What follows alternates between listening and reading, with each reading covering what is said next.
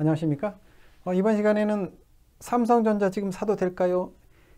제가 수년간 들어왔던 질문이었고, 이 고객분들도 느끼시는 뭐랄까, 그러니까 투자 대안 중에 가장 많이 하는 것 중에 이제 그 부동산, 주식, 예금, 채권, 이게 이제 에셋의 3대 카테고리 아니겠습니까? 가장 큰 구분할 수 있는 에셋 카테고리가 될 텐데, 가령 부동산을 가지고 계신 분은 이렇죠. 정부의 정책에 따라 가격들이 조금씩 움직이고 그러잖아요. 그러면 좀 떨어질 때도 있고, 물론 이제 꾸준한 상승세를 보여왔지만, 부동산이 떨어질 때는 뭐 기다리면 되지, 이렇게 말씀을 하시는데, 이제 포트폴리오 구성상, 예를 들어서 삼성전자를 사드렸단 말이에요. 그러면 삼성전자가 좀 떨어지면 바로 전화 오시더라고요.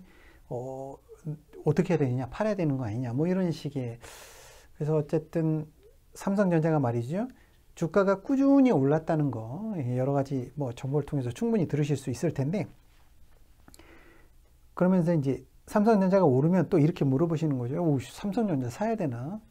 지금 말이지 너무 비싼 거 아닌가? 이런 이야기. 자, 그 이야기를 수년째 듣고 있는 거죠. 그래서 뭐 결론적인 이야기겠습니다. 이렇게 말씀을 드리는 거죠. 왜 안 사시는데요? 한국의 최고 주식이다 그러면 삼성전자 아니겠습니까? 그러면 삼성전자 주식을 사놓고 기다리시면 되지 않겠어요? 이렇게 말씀을 드리죠. 그거에 대해서 조금 더 구체적으로 들어가 보도록 하겠습니다. 삼성전자에는 그 대표이사가 세 분이 계세요. 굉장히 독특한 구조일 수 있죠. 이게 어떤 그 삼성전자의 그 하나의 특징을 보여주는 것이기도 합니다. 이건 홈페이지에서 가져온 건데, LP단은 칩만 만들고, 예? 폼만 만드는 회사들, 칩만 만드는 회사들, 이런 식으로 딱 구분이 되어 있잖아요. 그런데 삼성전자는 말이죠. 대표이사가 세 분이라는 것은 무엇이냐? 주요 사업 섹터가 세 곳으로 포트폴리오가 짜여져 있다는 거예요.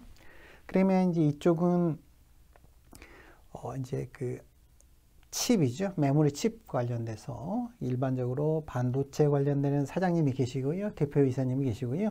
이분은 이제 그 가전과 디스플레이 쪽 사장님이 계시고요.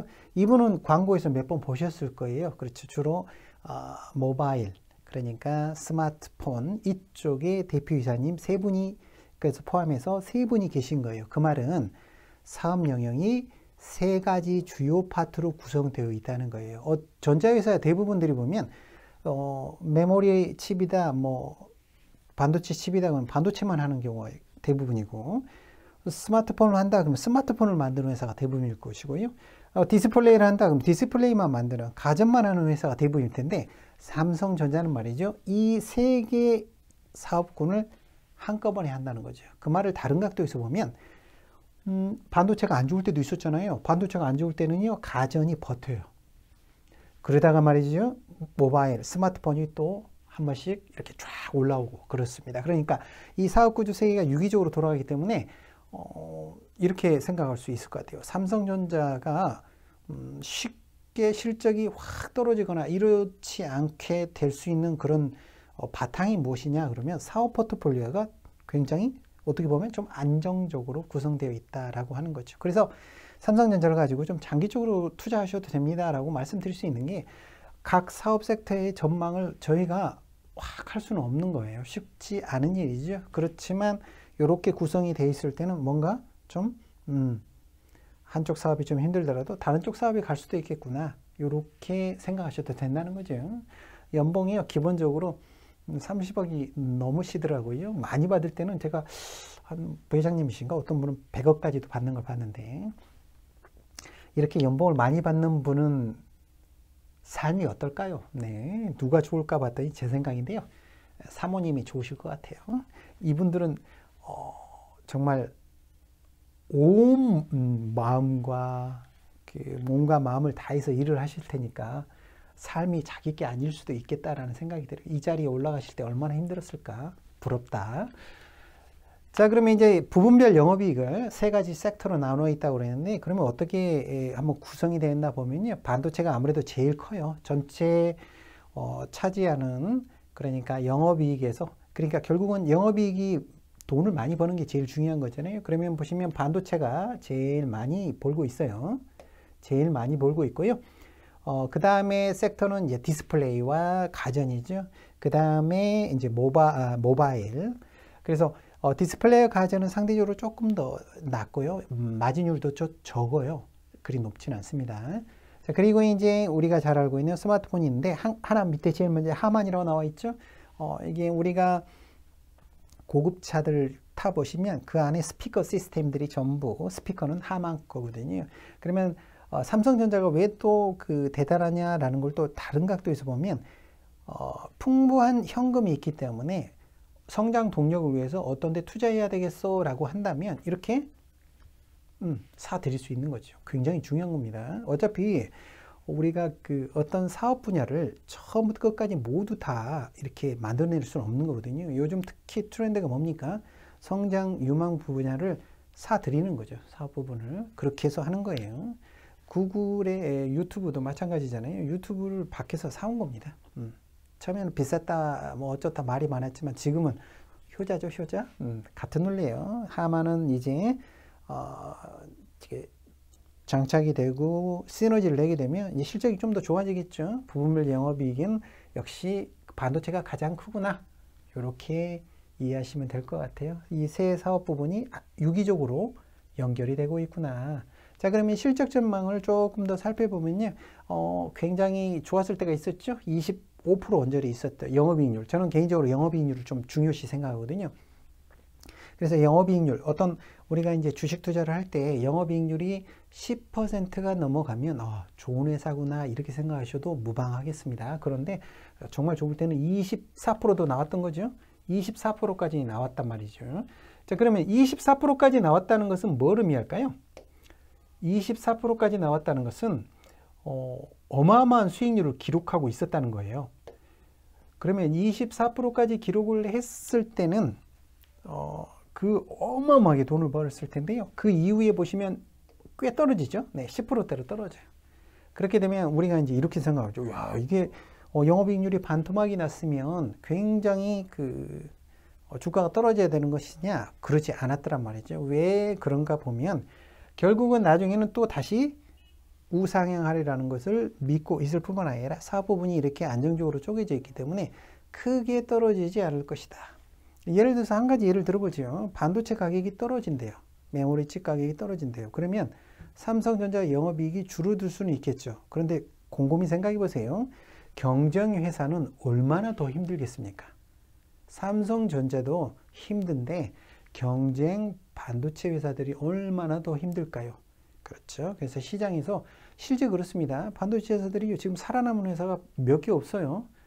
그렇다고 보면 때가 되면 반도체 가격이 다시 또 오를 때는 누가 돈을 더 벌까? 삼성전자라는 거죠. 그래서 영업이익률이 좀 떨어지더라도요. 보시면 10% 이하로는 안 떨어진다고 예측하고 있습니다. 그 말은 무슨 말이에요? 돈을 어마어마하게 번다는 거예요. 삼성 걱정 안 하셔도 될 것 같아요.